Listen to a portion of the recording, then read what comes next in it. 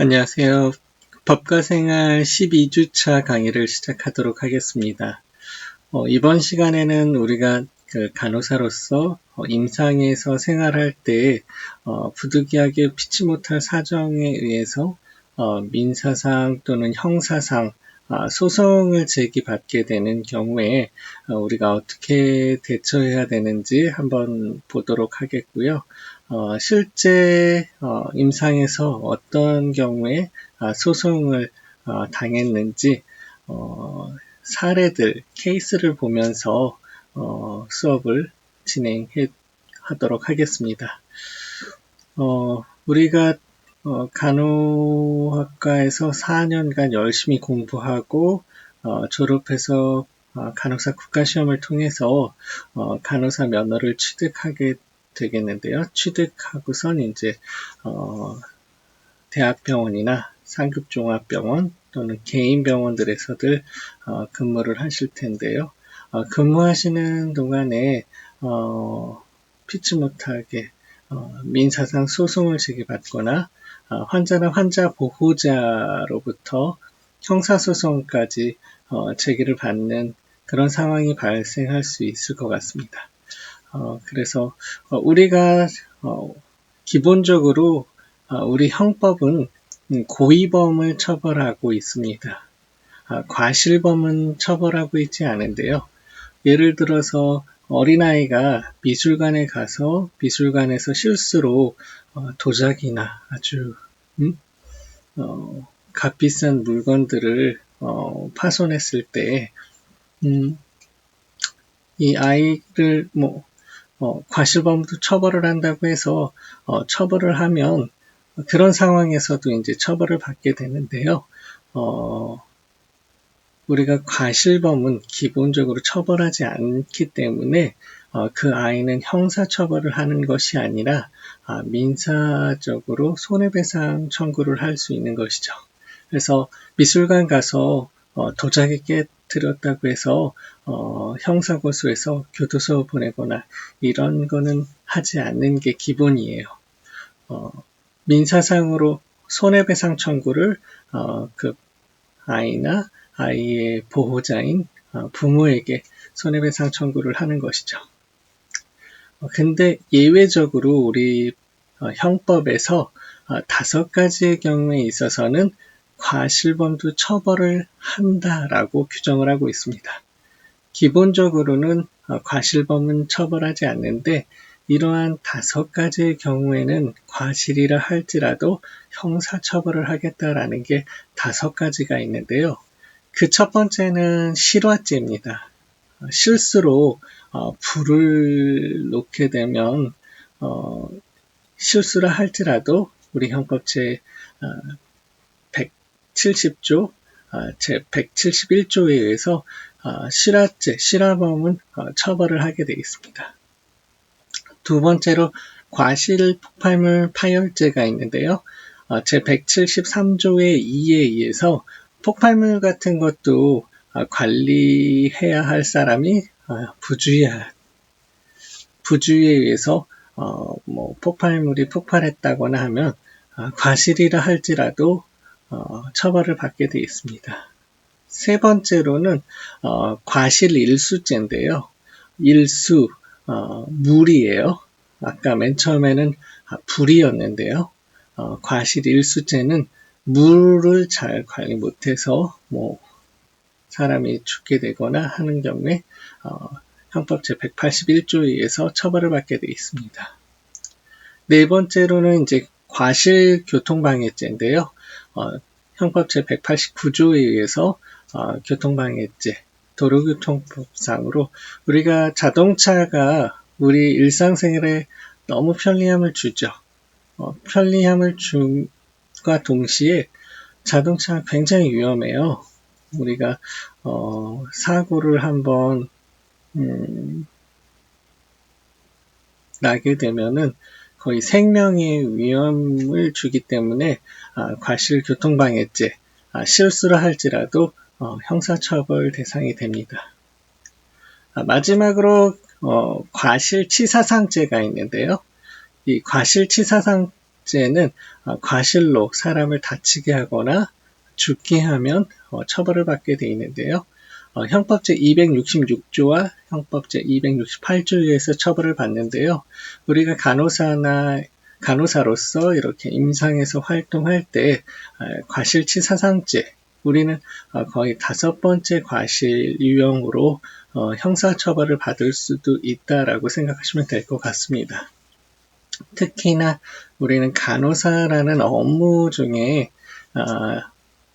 사람을 다치게 하거나 죽게 하는 거기 때문에 업무상 과실치사상죄, 형법 제268조에 의해서 처벌을 받게 되어 있는데요. 업무로 인한 또는 중과실에 의한 업무상 과실치사상죄는 5년 이하의 징역 또는 2천만 원 이하의 벌금에 처하게 되어 있습니다.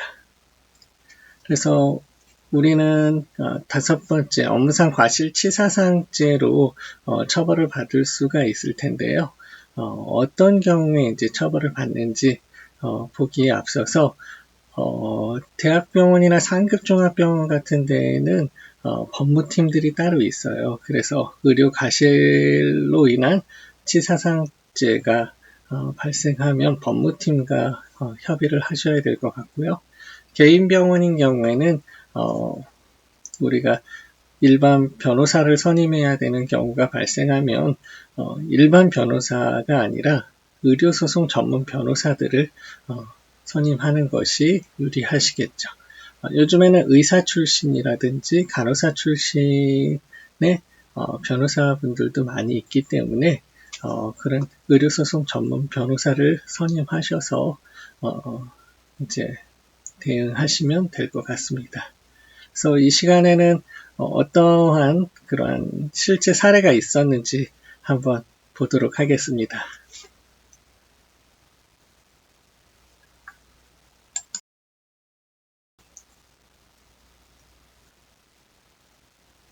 첫 번째 볼 판례는 중환자실에서 근무하는 간호사분 케이스입니다. 여기 보시면 서울중앙지방법원하고 사건 번호 2015 고단 2580 업무상 과실치사죄로 기소가 된 사건이라는 것을 알 수 있겠죠. 우리가 지금 보여드리는 거는 법원 판결문 원본이에요. 그래서 여러분이 이 사건 번호와 어느 지방법원인지를 알면 여러분들도 이 사건에 대한 기록을 PDF 파일이나 우편으로 받아볼 수 있습니다. 이 판결문 번호를 알면 지금 서울중앙지방법원 사건이기 때문에 여러분 어느 지방법원이든지 다 홈페이지들이 구비되어 있는데요. 거기서 이제 사건을 받아볼 수 있는 이런 창으로 가시면 사건 번호를 입력하시고 학습용으로 판결문을 받아보시면 한 10일에서 14일 정도 이내에는 판결문을 PDF로 받아보실 수 있고요. 각 판결문 하나당 가격은 1,000원을 받고 있고요. 우편은 우편 요금을 따로 받고 있습니다. 그래서 우편은 우편 발송 요금 추가에 기간이 며칠 더 걸리기 때문에 저 같은 경우도 필요한 판결문이 있으면 PDF 파일로 1,000원만 각급 그 해당 법원 계좌로 입금을 해서 판결문을 받아보고 있습니다. 여기서 보면 판결문 원본을 제가 입수한 거기 때문에 피고인 성함과 주민번호, 주소 이런 건 제가 다 지웠어요. 네. 피고인은 간호사분이었고요. 기소한 검사는 이렇게 이름이 나와 있죠. 기소한 검사가 수사검사예요. 그리고 여기 공판 검사는 재판에 나온 그런 검사죠. 그래서 기소한 검사와 공판부 검사가 분리되어 있다. 그래서 간호사분 변호사 선임했네요. 그래서 변호인 성함 나와 있고요. 이 판결문은 2015년 7월 2일 날 판결을 내린 그런 판결문입니다. 이 판결문은 서울지방법원, 중앙지방법원 판결문 원본이고요. 네. 어떤 결정을 내렸는지 주문을 보시면, 이번 시간에 여러분하고 이 원 판결문을 보여드리는 이유가 여러분들이 판결문을 보실 일이 거의 없기 때문에 이렇게 구성되어 있구나.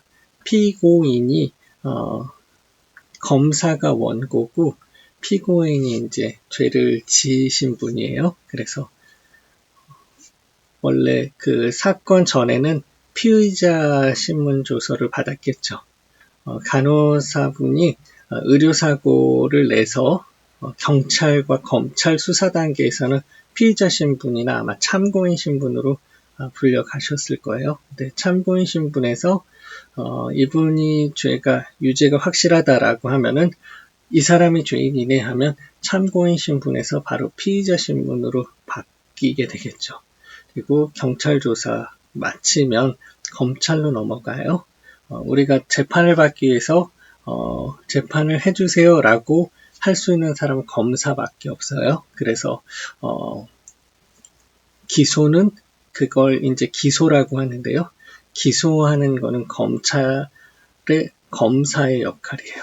그래서 검사만 할 수 있기 때문에 기소 독점주의를 가지고 있죠.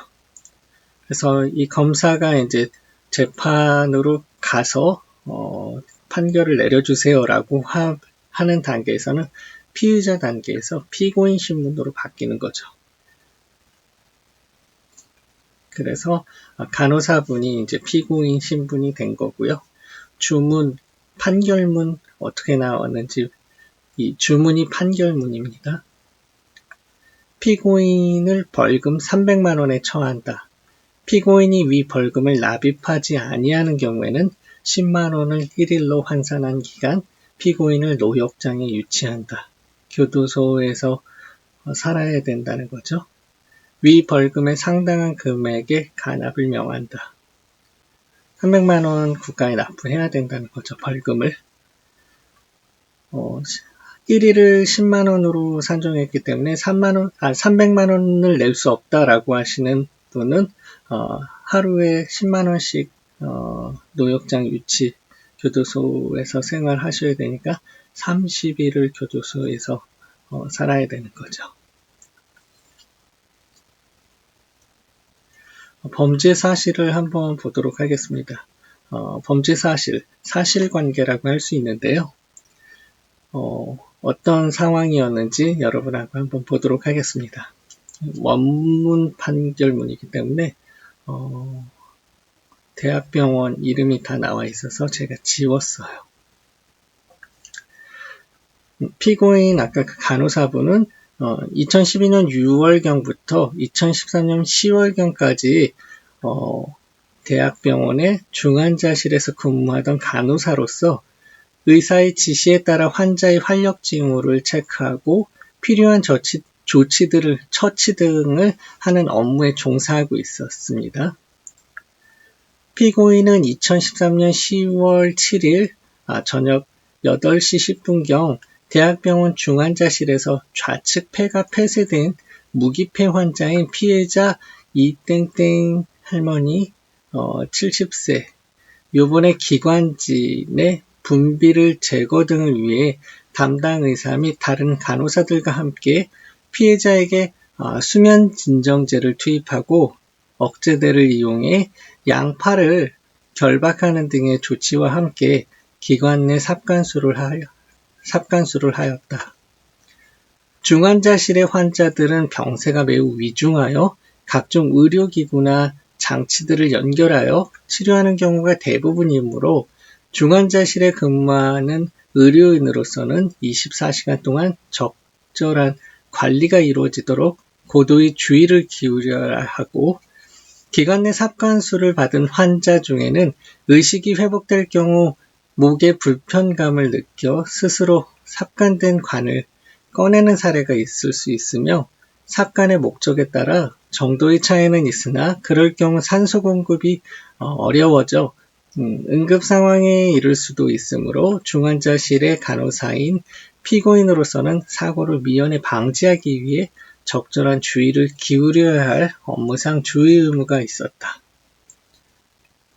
그럼에도 불구하고 피고인은 이를 게을리한 채 체열 및 정맥 주입 경로 확보를 위해 피해자의 결박된 오른팔을 해제한 뒤 다시 결박하지 않아 같은 날 저녁 8시 55분경 의식을 회복한 피해자가 기도 내에 삽입되어 있던 관을 스스로 꺼내게 되었고, 이로 인해 폐 기능이 저하되고 기저심장질환이 악화된 피해자로 하여금 같은 날 저녁 10시 17분경 허혈성 심근병증으로 사망에 이르게 되었다. 네, 판결문을 봤는데 중환자실에 환자들이 한두 분 있으신 것이 아니기 때문에 충분히 일어날 수 있는 그런 상황이죠. 그럼에도 불구하고 간호사, 중환자실에 근무할 간호사는 업무상 주의 의무가 있기 때문에 할머니 돌아가신 거에 대한 업무상 과실치사죄가 적용이 돼서 벌금 300만 원을 선고받았는데요. 이 벌금도 전과에 남는 그런 거예요. 우리가 그래서 형법 조문을 한번 보도록 하겠습니다. 우리가 법제처 국가법령정보센터 형법에서 딱 형법 조문을 한번 보면요. 제41조에 형벌의 종류가 나와 있어요. 그래서 제일 센 거 사형에서부터 유기무기 징역, 유기무기 금고, 자격상실, 자격정지, 벌금 구류, 과료, 몰수 이렇게 되어 있죠. 아까 벌금 300만 원 선고받았기 때문에 벌금 300만 원 네, 전과가 생기는 거고요. 단 우리가 도로교통법상에서 10만 원 이하의 벌금, 구류, 과료에 해당하는 거는 그거는 전과 기록을 내지 않고 그 경찰서장에 의해서 발부된 범칙금이라고 하죠. 과태료 뭐 이런 것들을 내면은 전과는 생기지 않는 그런 거예요.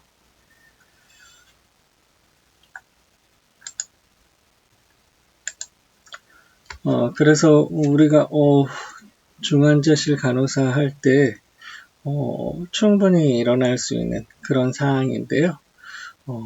할머니 팔 결박하던 그거를 좀 느슨하게 해서 할머니 의식이 있었을 때 그걸 풀으시고 기도삭간되어 있던 거를 빼셔서 호흡곤란으로 인해서 이제 사망하시게 된 상황인데, 그런 경우에도 간호사에게 책임이 있어서 벌금 300만 원 벌금형을 받은 그런 케이스를 확인해 봤습니다. 두 번째로 확인해 볼 사항은 여러분 PA 간호사라는 말 많이 들어봤나요? Physician Assistant에서 미국에는 이러한 제도의 간호사 유형이 있는 걸로 알고 있는데, 우리나라는 공식적인 그런 용어는 아니지만은 벌써 10년 전에서 한 20년 전부터 있었던, 그리고 요즘에 굉장히 많은 문제를 낳고 있는 게 PA 간호사예요. 그래서 여러분들이 간호사 라이센스를 가지고도 PA 간호사로 가게 되면 굉장히 위험한 그런 무면허 의료 행위로 처벌받을 수 있는, 우리가 생활 속의 의료법에서 처음에 배웠던 게 이제 무면허 의료 행위에 대한 그런 사례를 봤는데요. PA 간호사 사례를 한번 보도록 하겠습니다.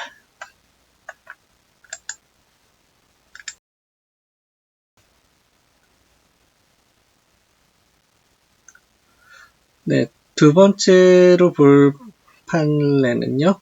수원지방법원 안산지원 판결문입니다. 사건 번호가 2005 고단 221 의료법 위반 판결문인데요.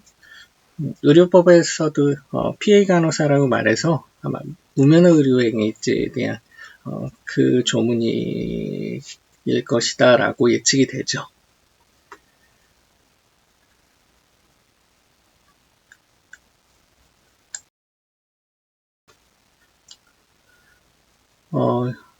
아까 첫 번째 사례는 피고인, 간호사 한 분이었는데 이번 사례는 피고인이 2명이에요. 보시면 이거는 제가 이제 수원지방법원 사이트로 들어가서 판결문을 법원에서 받은 자료이기 때문에 피고인이나 뭐 이런 개인 정보 같은 것들이 다 삭제되어 있죠. 여기서 피고인 1이 PA 간호사고요. 피고인 2가 의사 선생님이에요.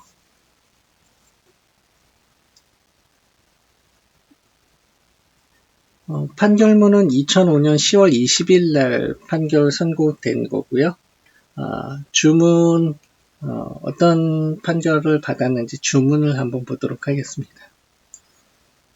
피고인 A, PA 간호사는 벌금 200만원, 피고인 B, 의사선생님은 벌금 400만원에 각 처한다. 피고인들이 위 벌금을 납입하지 아니하는 경우 각 5만원을 1일로 환산한 기간 피고인들을 노역장에 유치한다. 위 각 벌금은 상당한 금액의 간합을 명한다.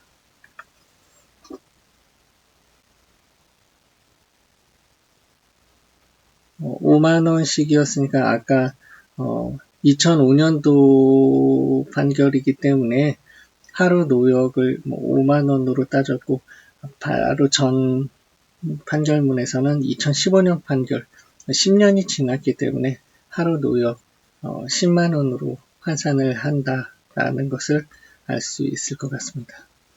5만원, 200만원 돈 없어서 노역하는 경우에는 한 40일 정도 교도소에서 노역을 하셔야 되죠. 5만원씩 열흘이면 50만원이니까요. 40일. 의사선생님인 경우에 400만원 없는 경우에 80일 정도 교도소에서 생활하셔야 되는 거죠. 범죄 사실을 한번 보도록 하겠습니다. 사실관계라고 할 수 있는데요. 피고인 B는 아까 의사선생님이죠. 안산시 단원구 이소재 비산부인과 의원을 운영하는 의사. 피고인 A는 위 의원의 조산사인 바, 조산사는 여러분들 다 잘 아시죠?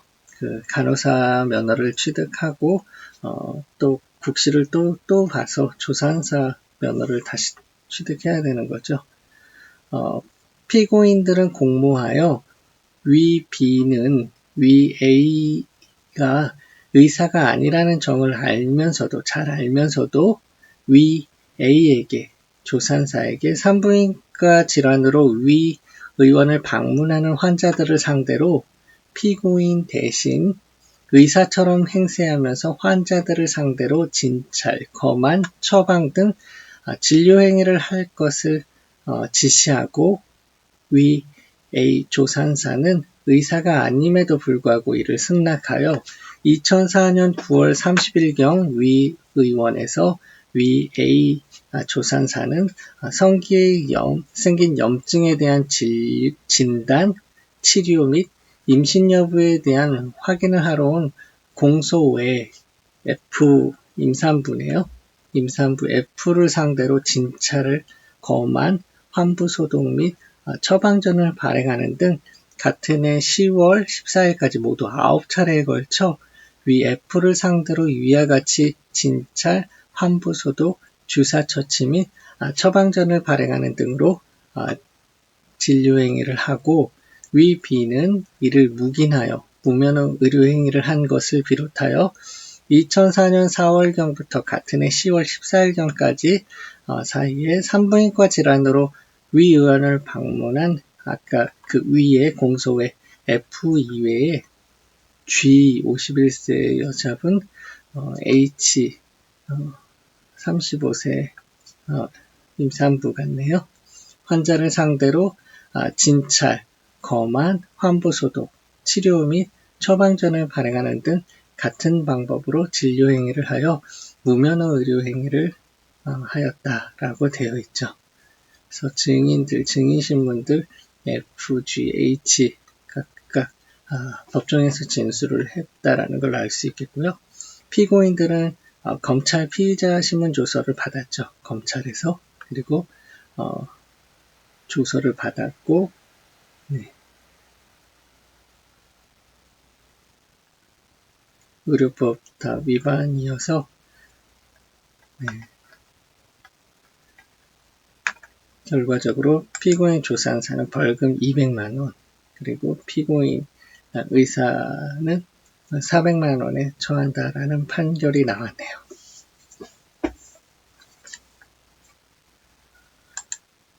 네, 여러분하고 판결문 2개 정도를 확인했는데요. 네, 여러분 어떤가요? 피해 간호사 우리가 의료 인력이 부족하기 때문에 전문 간호 인력으로서 좀 숙달된 간호사분들을 피해 간호사로 지정해서 거의 대학병원들에서는 거의 피해 간호사들이 암암리에 다 응용되는 걸로 알고 있는데요. 피해 간호사 절대 하면 안 되겠다라고 생각이 되겠죠. 벌금형도 전과이기 때문에 전과 기록이 남습니다. 그래서 이번 시간에는 이제 중환자실 간호사 형사처벌된 케이스하고 피해 간호사 형사처벌 받은 이 2가지 사례를 봤고요. 우리가 1교시 수업은 이것으로 마치도록 하겠습니다.